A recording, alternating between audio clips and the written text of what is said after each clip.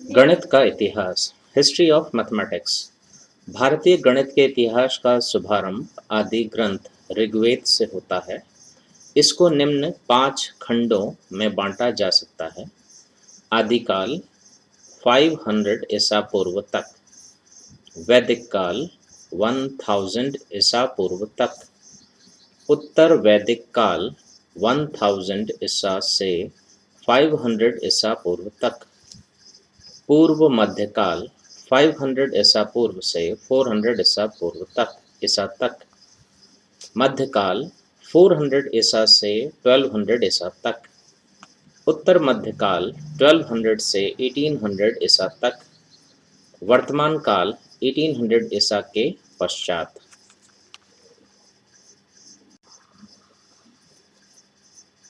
आदिकाल 500 ईसा पूर्व तक। यह काल भारतीय गणित के इतिहास में अत्यंत महत्वपूर्ण है। इस काल में अंक गणित अर्थमेटिक, बीजगणित अलजेब्रा एवं रेखा गणित ज्योमेट्री को विधिवत स्थापित किया जा चुका था। वैदिक काल 1000 ईसा पूर्व तक।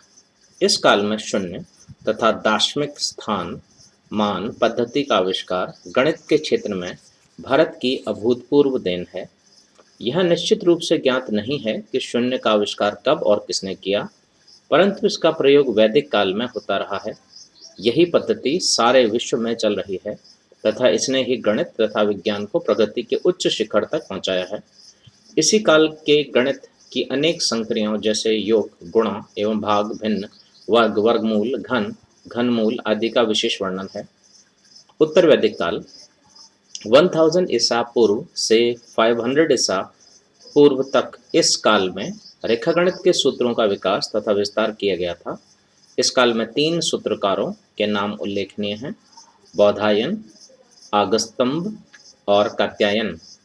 इस युग में ज्योतिषियों और को अंकगणितीय मूल संक्रियाओं, योग, गुणा, भाग आदि का ज्ञान भी हुआ। इसके अतिरिक्त इस काल में जैन ग्रंथों में तत्कालीन गणित का विस्तृत विवरण उपलब्ध है। गणित तथा ज्योतिष के विकास में जैनाचार्यों का योगदान रहा है। इन आचार्यों ने अपने ग्रंथों में गणित के अनेक अध्ययन तत्वों का मीमांसात्मक विवेचन रोचक ढंग से उदाहरण सहित प्रस्तुत किया है। उन्होंने संख्या, लेखन पद्धति, बीजगणितीय समीकरण एवं इनके अनुप्रयोग, क्रमचय, संचय, घातांक एवं लघु गुणक के नियम, समुच्चय सिद्धांत आदि अनेक विषयों पर प्रकाश डाला है। बौद्ध साहित्य में भी गणित को पर्याप्त महत्व दिया गया है। पूर्व मध्यकाल 500 ईसा पूर्व से 400 ईसा तक। इस काल में गणित का पर्याप्त विकास हुआ था, जो मध्य युग के आर्यभट्ट, ब्रह्मगुप्त आदि के उपलब्ध साहित्यों से ज्ञात होता है। स्थानांक सूत्र, भगवती सूत्र और अनुप्रयोग द्वारा सूत्र इस युग के प्रमुख ग्रंथ हैं।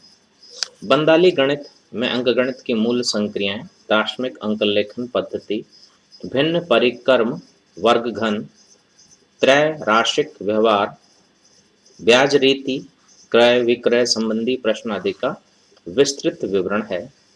त्रिकोणमिति के विस्तार में भी भारतीयों का बहुमूल्य योगदान रहा है। इस काल में बीजगणित के क्षेत्र में क्रांतिकारी परिवर्तन हुआ। इसके ज्ञान से व्यक्त राशियों के स्थान पर अव्यक्त राशियां प्रयोग करके गणितीय गुत्थियां सुलझाई जाने लगी। बीजगणित अज्ञात मान वाली प्रतिपादित गणित है।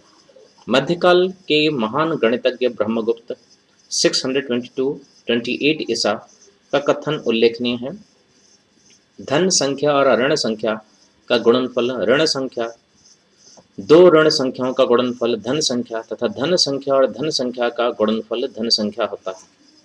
धन संख्या को धन संख्या से अथवा ऋण संख्या को ऋण संख्या से भाग देने पर धन संख्या होती है, परंतु धन संख्या को ऋण संख्या से अथवा ऋण संख्या को धन संख्या से भाग देने पर ऋण संख्या होती है। इस प्रकार यह स्पष्ट है कि बीजगणित का पूर्व के गणितज्ञों द्वारा विस्तार किया जा चुका था। मध्यकाल में इसका और विस्तार हुआ। मध्यकाल या स्वर्ण युग 400 ईसा से 1200 ईसा तक।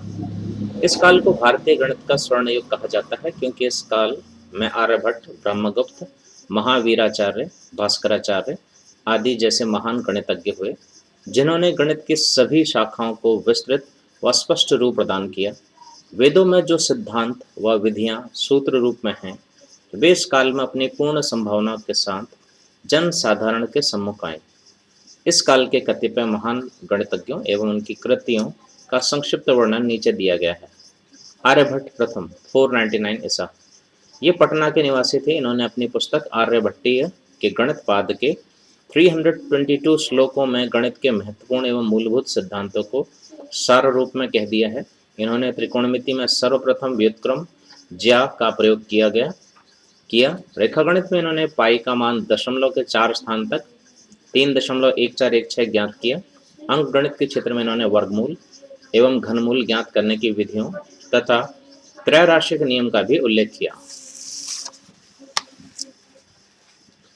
भास्कर प्रथम 600 ईसा। इन्होंने अपनी पुस्तक महाभास्करीय, आर्यभट्टीय भाष्य और लघु भास्करीय में आर्यभट्ट द्वारा प्रतिपादित सिद्धांतों को और विकसित तथा विस्तृत किया। ब्रह्मगुप्त 628 ईसा। इन्होंने गणित की 20 क्रियाओं तथा 8 व्यवहारों पर प्रकाश डाला। बीजगणित में समीकरण साधनों के नियमों का उल्लेख किया तथा निर्वर्णित, निर्णित, अनिर्णित द्विघातीय समीकरण भी बताया। इन्होंने समकोण त्रिभुज के शुल्क सूत्र का विस्तृत वर्णन भी किया। महावीराचार्य 850 ईसा। महावीर ने गणित सार संग्रह नामक अंकगणित के वृहत ग्रंथ की रचना की। इसमें अंकगणित का विधिवत वर्णन किया गया है तथा इसमें संग्रहित प्रश्न अत्यंत मनोरंजक है। इन्होंने ल स प का आधुनिक नियम ज्ञात किया, जिसका यूरोप में पहली बार प्रयोग 1500 ईसा में किया गया। श्रीधराचार्य 850 ईसा। इन्होंने अंकगणित पर नवक्षितिका तथा त्रिशतिका पढ़ा। गणित और बीजगणित पुस्तकों की रचना की। इनकी रचना शैली अत्यंत सरल, संक्षिप्त तथा हृदयग्राही है। आर्यभट्ट द्वितीय 950 ईसा। आप महाराष्ट्र के निवासी थे। इन्होंने महासिद्धांत नामक एक ग्रंथ लिखा, जिसके एक अध्याय में अंकगणित तथा दूसरे अध्याय में प्रथम घात वाले अनिर्धार्य समीकरण का प्रतिपादन किया। श्रीपति मिश्र 1039 ईस्वी। इन्होंने सिद्धांत शेखर एवं गणित तिलक की रचना की। इन्होंने क्रमचय और संचय पर विशेष कार्य किया। नेमीचंद सिद्धांत चक्रवर्ती 11वीं सदी। इनकी प्रसिद्ध पुस्तक गोमट्टसार है, जिसके 2 भाग हैं, कर्मकांड और एवं जीवकांड।